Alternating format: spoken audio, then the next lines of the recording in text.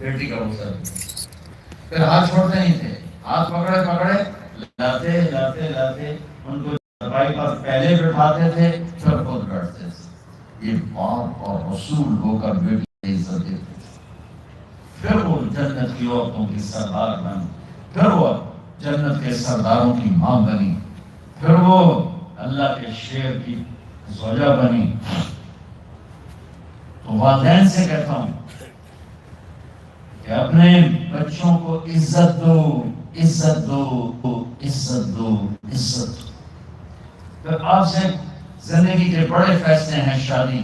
آپ لوگ اکٹھے پڑھتے ہو لڑکے لڑکیاں، اپنی شادی کے فیصلے خود نہ کرو، اپنے ماں باپ کے حوالے کرو. اس میں شرافت بھی ہے، اس میں برکت بھی ہے، اس میں رحمت بھی ہے، اور اس میں والدین کی دعائیں بھی ہیں. کورٹ میرج کو ہوا نہ دو. Boyfriend girlfriend culture ہمارا نہیں ہے. میرے نبی کے طریقے میں مرد اور عورت کا صرف نکاح سے تعلق ہے، اس کے علاوہ سب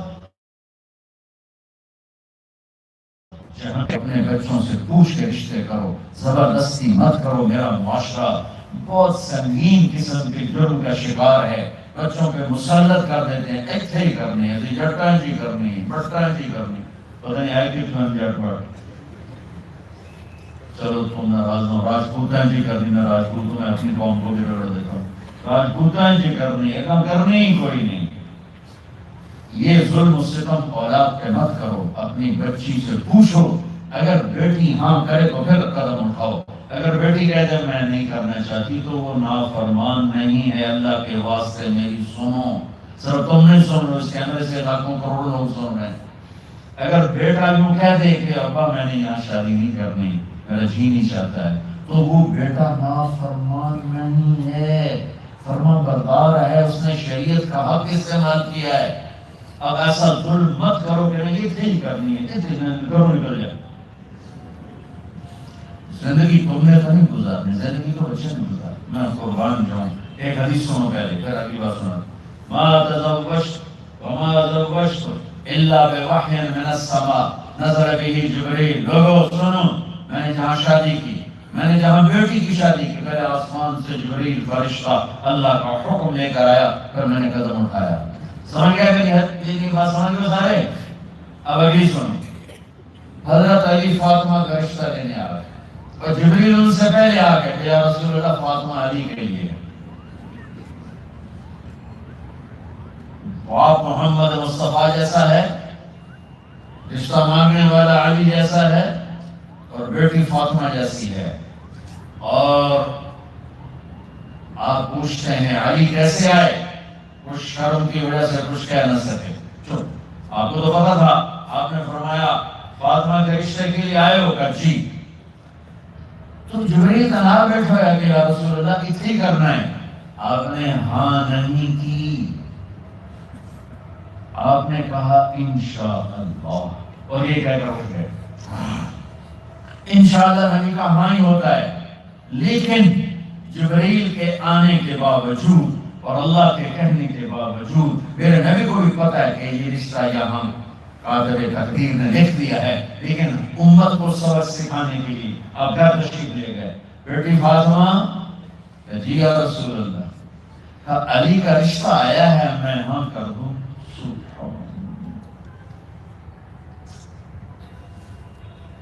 میں اپنے دیہاتی بچیوں کو مجھے رونا آ گیا کہ جنہیں پتہ ہی نہیں ہوتا سب کہیں جنال بندے کر جانور ہے یا انسان.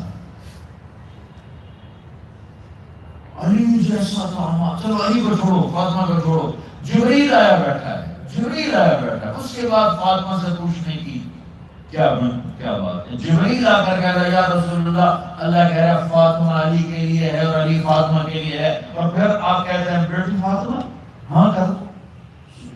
ہماری تو آج کی بیٹیاں انکار نہیں کرتی، چپ کر کے گاؤں آج طرح چھڑ جان کے لیے آ.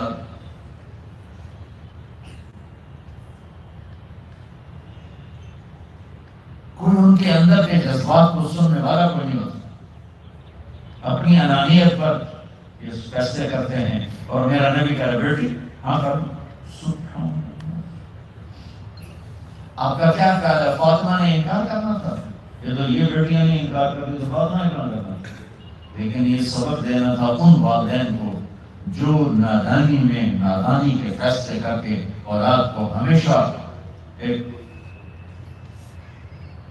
ٹھنڈی آگ میں دھکا دے دیتے. حضرت فاطمہ رضی اللہ عنہا نے جب ہاں کی پھر آپ باہر نکلے. اچھا مزے کا واقعہ ہو، حضرت علی اٹھ کے باہر نکلے تو صحابہ باہر کھڑے انتظار کر رہے کہ کیا ہوا. حضرت علی کو بھیجنے والے تھے عبد الرحمن بن عوف. پہلے ابو بکر گئے تو آپ نے انکار کر دیا، عمر گئے رشتہ مانگا آپ نے انکار کر دیا.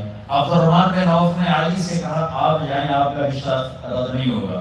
کہنے کہ میرا تو ساتھی گھر بھی کوئی نہیں، مجھے کہاں سے رشتہ ملے، میں تو بالکل غریب ہوں. کہ نہیں تم جاؤ.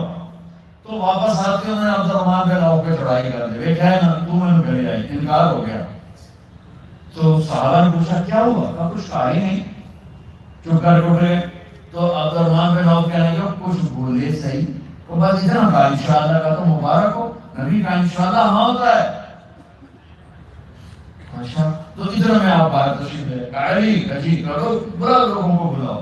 سوری مسجد بھر گئی، آپ کی سوری مسجد فل ہو گئی. آپ ممبر پہ کھڑے ہوئے علی کو سامنے بٹھایا کہ لوگوں یہ جبریل میرے پاس اللہ کا پیغام لائے ہیں کہ میں فاطمہ بنت محمد کا نکاح علی کے نبی طالب کے ساتھ کر دوں. پھر آپ نے خطبہ پڑھا اور کہا کہ علی ہائے ہائے ہائے، میں نے فاطمہ بنت محمد کو 400 درہم مہر کے عوض تیرے نکاح میں دیا، تو نے قبول کیا؟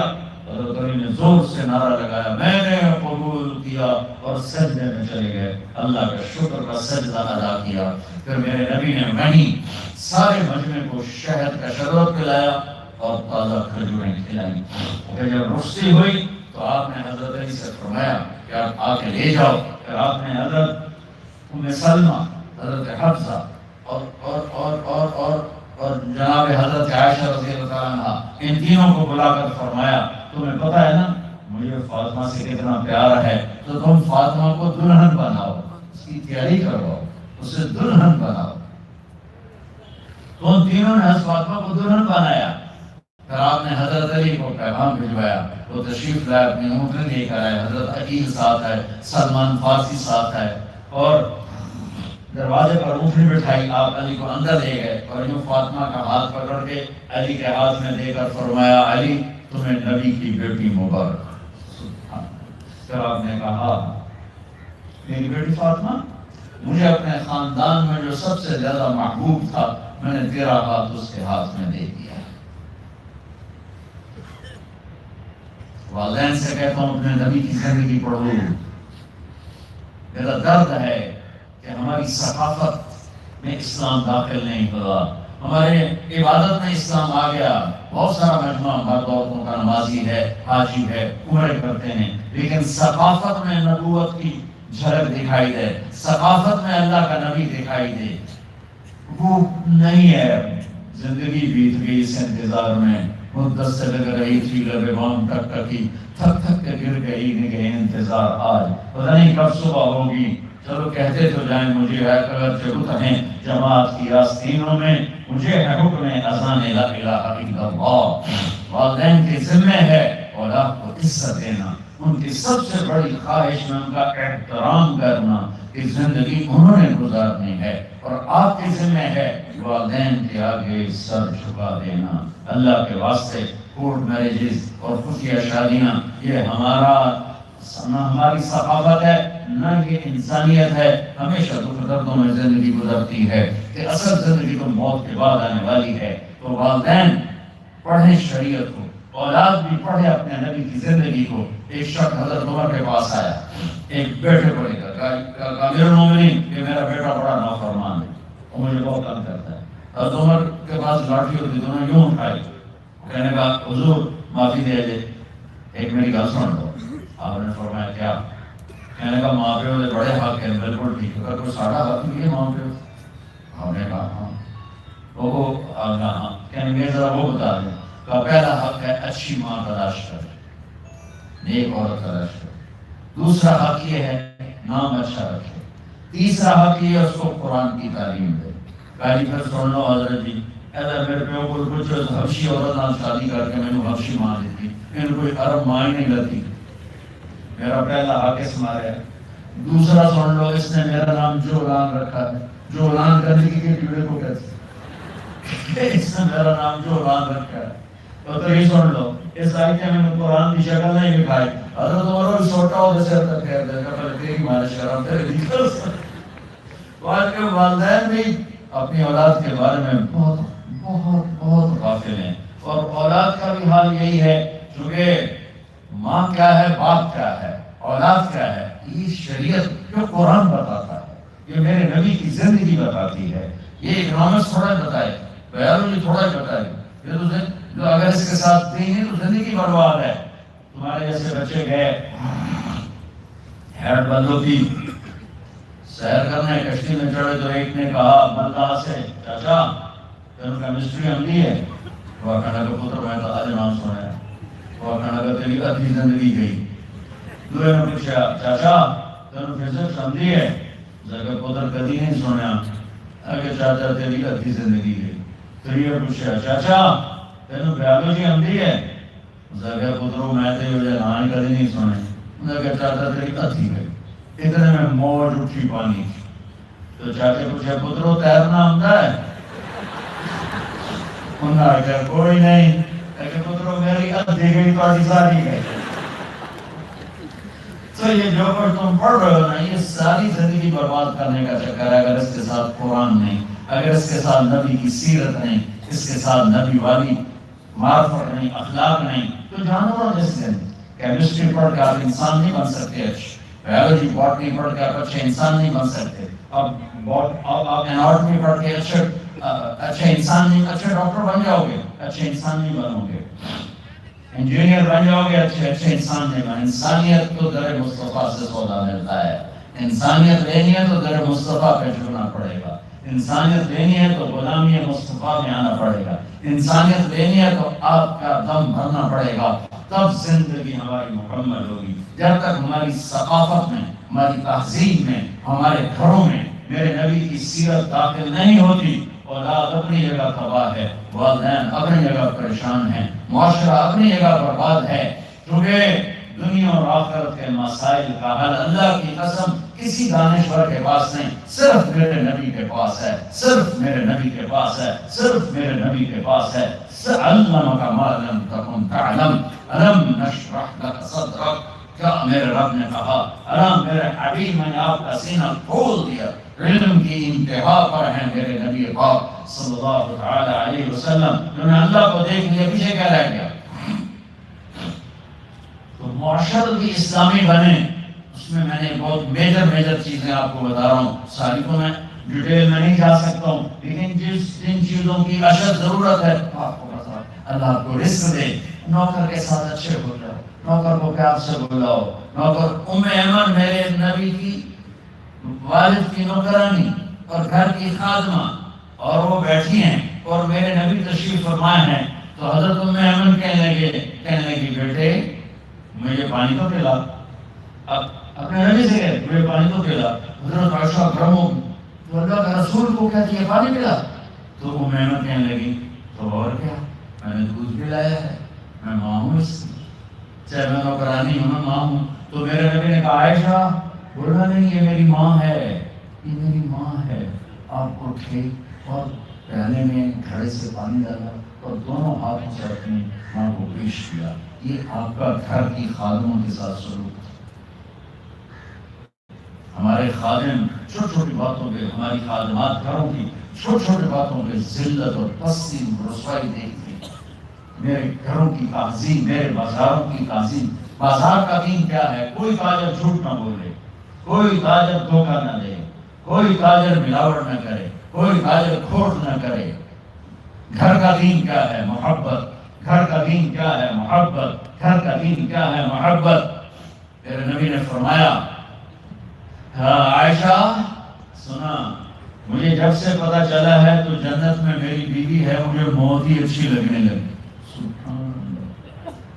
حالانکہ آپ تو اللہ کو دیکھ چکے ہیں. اللہ کو دیکھنے کے بعد کہاں کسی چیز کی طلب رہتی ہے. لیکن آپ نے فرمایا کہ عائشہ دلداری کے لیے، ہمیں سکھانے کے لیے کہ جب سے مجھے پتا چلا ہے تو جنت میں میری بیوی ہے، مجھے موت اچھی لگنے لگی. ایسی خامن اپنی بیوی کو عزت دے، بیوی اپنے خامن کو عزت دے۔ میرے نبی نے فرمایا شریف آدمی اپنی بیوی کو عزت دیتا ہے اور کمینہ آدمی بیوی کو ذلیل کرتا ہے۔ میں کمینہ بن کے زندہ نہیں رہوں گا، میں عزت دار بن کے زندہ رہوں گا۔ یغلبن الکریم ویغلبہن اللئیم لأن اکون کریما مغلوبا احب الی من ان اکون لعیما غالبا۔ میرے نبی کا فرمان میں نے عربی پڑھ کے بھی سنا دیا، ترجمہ کر کے سنا رہا ہوں۔ آپ نے فرمایا کہ عزت دار شریف آدمی اپنی بیوی کو آگے رکھتا ہے، خود پیچھے رہتا ہے، اور کمینہ آدمی بیوی کو دبا کے رکھتا ہے، ذلیل کر کے رکھتا ہے۔ بن کے زندگی نہیں گزاروں گا، میں عزت دار بن کے زندگی گزاروں گا۔ آپ نے 11 شادیاں کی ہمیں زندگی سمجھانے کے لیے، زندگی بتانے کے لیے۔ آپ نے دشمنوں کو معاف کر کے دکھایا، قاتلوں کو معاف کر کے دکھایا۔ یہاں سگا بھائی کو معاف کرنے کے لیے تیار نہیں۔ آپ سوئے ہوئے تھے، ایک بدو آیا، آپ ہی کی تلوار اٹھا کے یوں پستی میں ماری، آپ اٹھ کے بیٹھ گئے، انہیں تلوار سیدھی کر کے کون بچائے گا؟ تیار ہو جا۔ آپ نے مسکراتے ہوئے فرمایا اللہ، تو تلوار گر گئی اس کے ہاتھ سے۔ آپ نے تلوار اٹھا کے یوں سیدھی کر دی، اب تجھے کون بچائے گا؟ وہ کہنے لگا میں تو تم ہی بچائیں گے۔ اللہ میں تو تم ہی بچائیں گے۔ اب سنو بچیو، آپ نے فرمایا کلمہ پڑھتے ہو؟ کہنے کا نہیں پڑھتا۔ آپ نے کہا جاؤ معاف کیجیے۔ آپ نے کہا آپ کو کہتا سر اٹھا دو، وہ سر اٹھانے کے قابل تھا۔ آپ نے کہا جاؤ اٹھا۔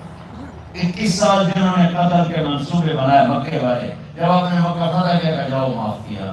معاشرت میں معاف کرنا پیدا کرو، درگزر کرنا پیدا کرو، اور جہاں پڑھتے ہو جن استادوں سے پڑھتے ہو وہ پروفیسر مرد ہیں یا عورت ہیں، ان کو عزت دو، انہیں بات سمجھو، انہیں ماں سمجھو۔ کہ استاد کی عزت سے جو علم ملتا ہے وہ کتابوں سے بھی نہیں ملتا۔ تم اپنے ٹیچر کو اس نظر سے نہ دیکھو کہ یہ کیا کرتا ہے، یہ دیکھو کہ تمہیں 2 حرف پڑھاتا ہے۔ مولا علی کا فرمان ہے کہ جو مجھے ایک حرف سکھا دے، لفظ نہیں حرف، جو مجھے ایک حرف سکھا دے میں اس کا غلام ہوں، جہاں چاہے پیش دوں۔ تو یہ تمہارے باپ بیٹھے ہیں، سارے ٹیچر تمہارے باپ ہیں، اور ٹیچرز تمہاری مائیں ہیں۔ ان کو ماں اور باپ والی عزت دو گے تو اللہ تم کے علم کے خزانے کھول دے، علم کے دروازے کھول دے۔ تو نیت کرتے ہو سارے بچے؟ آخری بار یہ کہتا ہوں، تم بہت ماشاءاللہ اتنا بڑا ہزاروں کا مجمع سب یہیں کا ہے، آپس میں کوئی کھٹپٹ بھی ہو جاتی ہے، لڑائی بھی ہو جاتی ہے، اور لڑائی یہاں تک جاتی ہے کہ بات چیت بند ہو جاتی ہے۔ تو ایک چھوٹی سی آپ سب سے گزارش کرتا ہوں کہ یہاں سے اٹھ کر صلح کر لینا، صلح کر لینا، صلح کر لینا۔ لڑائی اللہ کو پسند نہیں، اور اگر خامن بھی لڑے ہوئے ہوں تو ایک عجب حدیث سناتا ہوں۔ شیطان روزانہ اپنی کچہری لگاتا ہے اور پھر وہ سارے شیطانوں سے کارگزاری لیتا، ہمیں کیا کر کے آئے ہو؟ تو شیطان بتاتے ہیں چوری کروائی، ڈاکہ ڈلوایا، شراب پلوائی، جوا کھلایا، نماز نہیں پڑھنے دی۔ وہ بالکل ٹھنڈا رسمان دے کیسے بیٹھا رہتا ہے۔ ادھر میں ایک بھڑ دوسرا شیطان پیچھے سے کھڑے ہوئے کہتا ہے حضور میں نے میاں بیوی کو لڑایا۔ تو شیطان اچھل کے کرسی سے گرتا ہے، کہتا ہے یہ ہے کام جو کر کے آیا ہے۔ تو اسے قریب بلا کے گلے لگا کر اس کو شاباش دیتا ہے، شاباش تم اصل کام کر کے آئے کہ تم میاں بیوی کو لڑایا، نسلیں برباد ہو جائیں۔ تو اگر میاں بیوی لڑ کے صلح کر لیں تو اللہ اتنا خوش ہوتا ہے ان کے پچھلے سارے گناہ معاف کر دیتے ہیں۔ تو اگر آپ کسی سے لڑے ہوئے ہو صلح کر لیں، ایک نماز کی پابندی ہو، اور ایک یہ زبان مجھے دیکھو، میری طرف سارے دیکھو، بچیاں بچے سب دیکھو، یہ دیکھو۔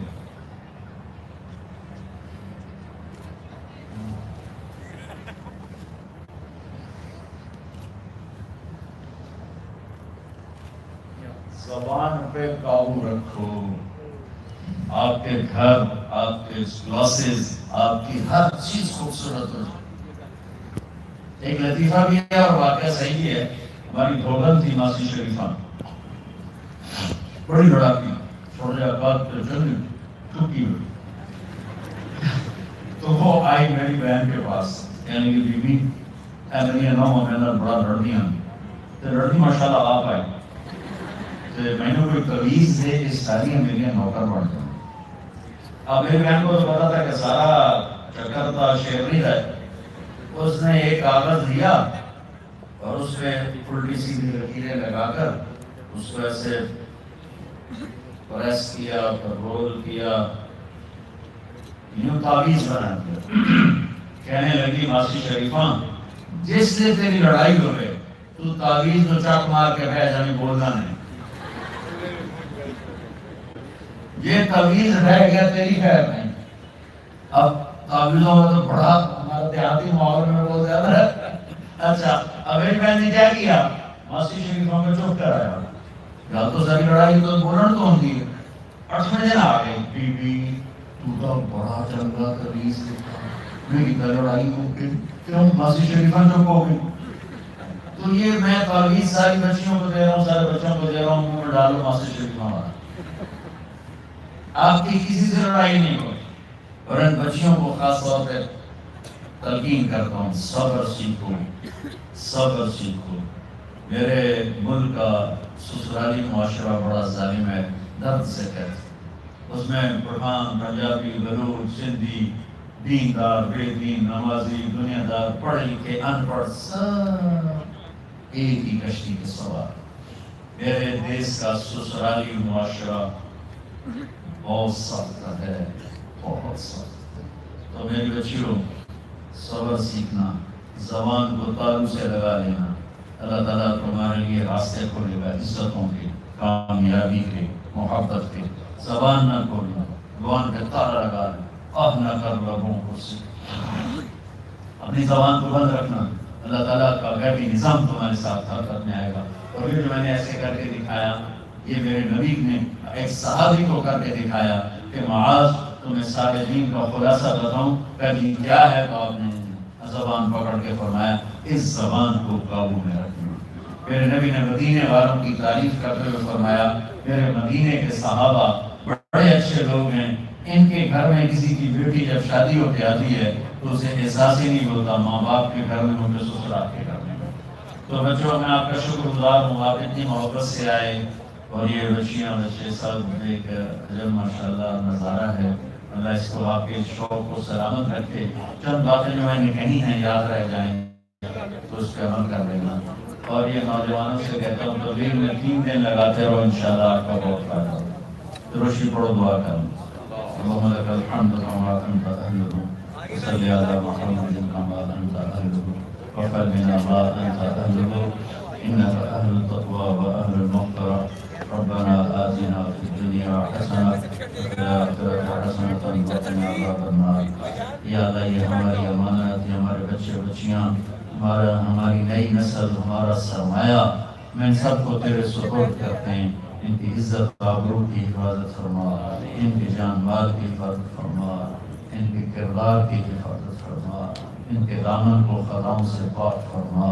جو ہو گئی اپنے فضل سے معاف فرما. والدین کی آنکھوں کی ٹھنڈک بنا، ملک کے لیے باعث فخر و افتخار بنا. دنیا اور آخرت کی ساری گھاٹیاں سہل آسان فرما. ہماری جامعات کو علم کا، عمل کا، دین کا، دنیا کا خوبصورت امتزاج نصیب فرما. ہمیں دنیاوی بصیرت بھی عطا فرما، ہمیں دینی بصیرت بھی عطا فرما. ہمیں دنیا کی بھی فراست نصیب فرما اور ہمیں دین کی بھی فراست نصیب فرما. چاروں صوبوں کو آپس میں جوڑ دے یا اللہ، چاروں صوبوں کو آپس میں جوڑ دے یا اللہ. جتنے بھی اندرونی بیرونی دشمن ہمارے دیس کو برباد کرنے پر تلے ہوئے ہیں تو ان کو بھی ہدایت دے دے. اور اگر وہ فسادی ہیں تو ان کے وجود سے دھرتی کو پاک کر دے. اور یا اللہ ہمیں اپنے محبوب کی محبت دے، اپنی محبت دے. جب دنیا سے جانے کا وقت ہے تو ایمان پہ خاتمہ دے. وصلی اللہ تعالی. السلام علیکم. آگے نا آگے نا نہیں جانے دو یار. اشرف غنی کوئی بندہ نہ جائے.